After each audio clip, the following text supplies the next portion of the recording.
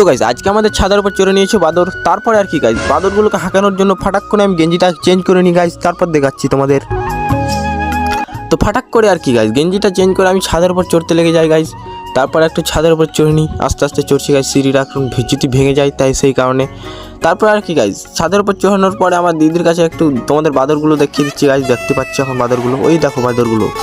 তো গাইস ভালো করে তোমাদের দেখাচ্ছি, দেখতেই পাচ্ছ বাদরগুলো এখন টালের ওপর আছে।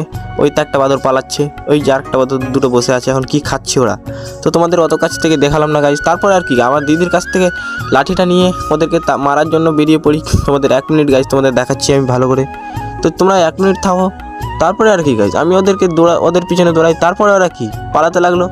পালানোর ভিডিওটা তোমাদের দেখাচ্ছি, ওই দেখো পালাচ্ছে এখন। তো ওইদিকে পালাতে পালাতে গাইস আমার মনটা খুব খুশি হয়ে যায় বাদরগুলোকে তাড়িয়ে পরে। তো গাইস কি আর বলবো। তো গাইস আজকের ভিডিও বেশি ছিল না, আজকের ভিডিও গাইস এইটুকু ছিল গাইস। তো দেখা হচ্ছে পরবর্তী ভিডিওতে, বাই।